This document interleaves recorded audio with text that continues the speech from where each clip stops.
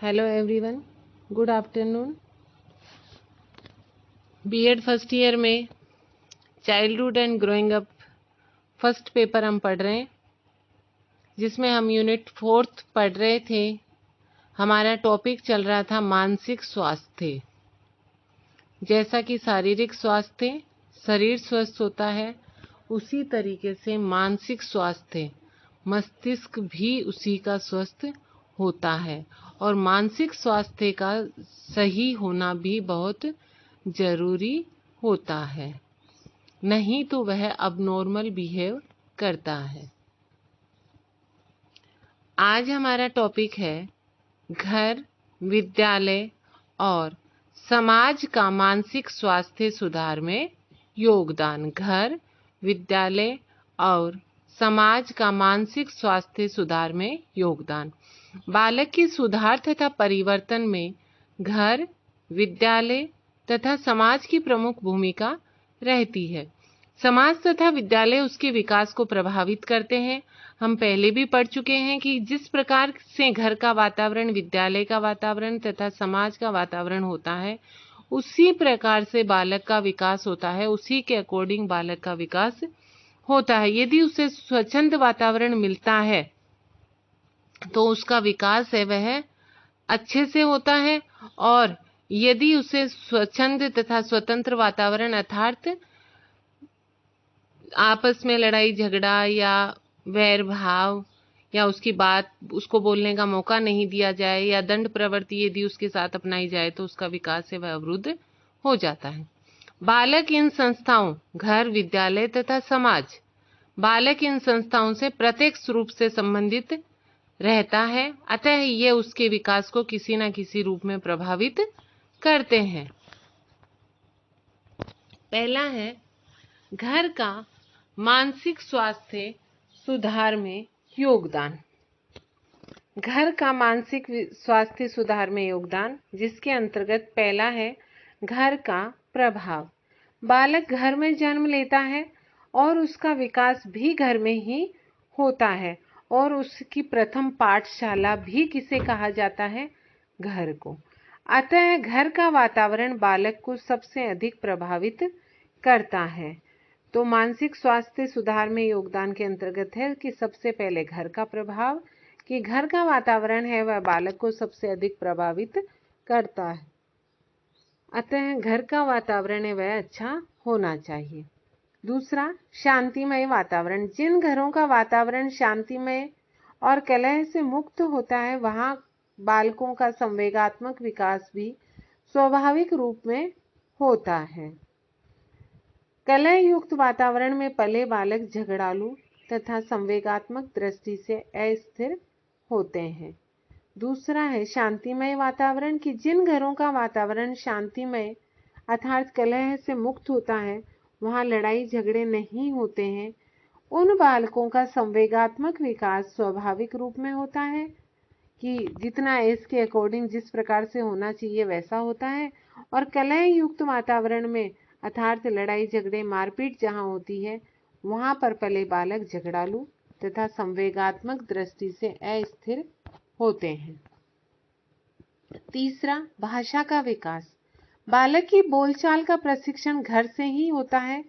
माता पिता की भाषा बालकों को सबसे अधिक प्रभावित करती है।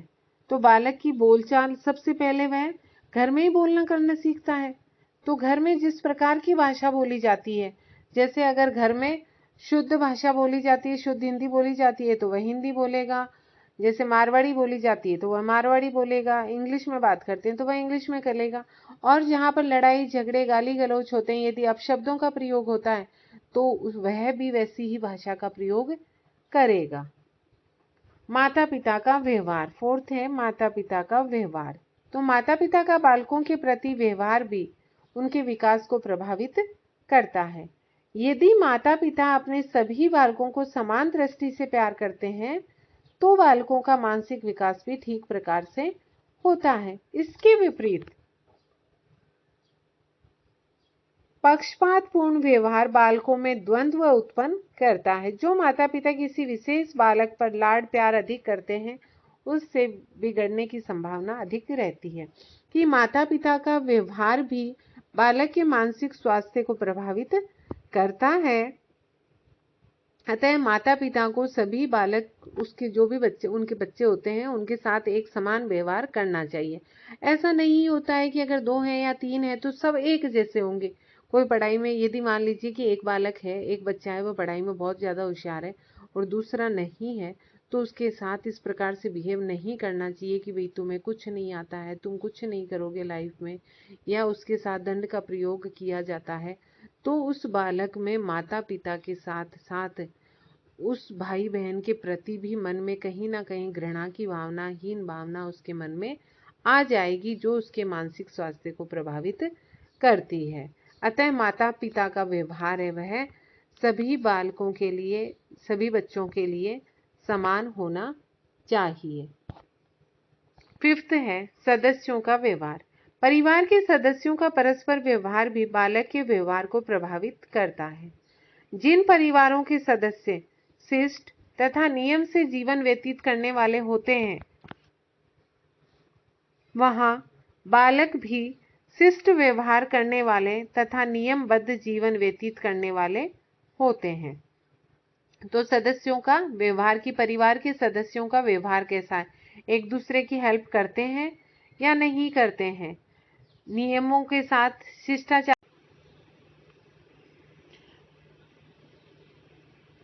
नैतिकता के साथ यदि रहते हैं तो उन बालकों का मानसिक स्वास्थ्य भी अच्छा होगा और वह भी उसी तरीके का बिहेव एक दूसरे के साथ करेंगे, बाहर करेंगे, विद्यालय में करेंगे, समाज में करेंगे और घर में उसी तरीके का व्यवहार करेंगे, उसी तरीके से उनका विकास होगा।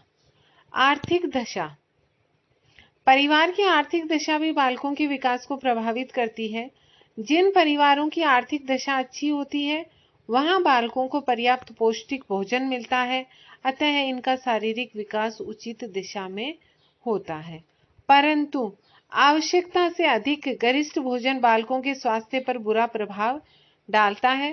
प्राय अमीरों के बालक इसी कारण पेट के रोगी होते हैं। दूसरी ओर निर्धन परिवारों के बालक धनाभाव के कारण पौष्टिक भोजन नहीं प्राप्त कर पाते हैं, अतः उनका शारीरिक विकास ठीक प्रकार से नहीं हो पाता है। तो धनाभाव के कारण निर्धन परिवार के बालकों की शैक्षिक आवश्यकताओं की पूर्ति नहीं हो पाती है, अतः वे कक्षा में भी पढ़ने से पिछड़ जाते हैं। तो आर्थिक दशा भी शारीरिक तथा मानसिक स्वास्थ्य दोनों को प्रभावित करती है। जिन परिवारों की आर्थिक दशा अच्छी नहीं होती है उनका शारीरिक विकास है वह उचित नहीं हो पाता है, पूरे सही ढंग से नहीं हो पाता है।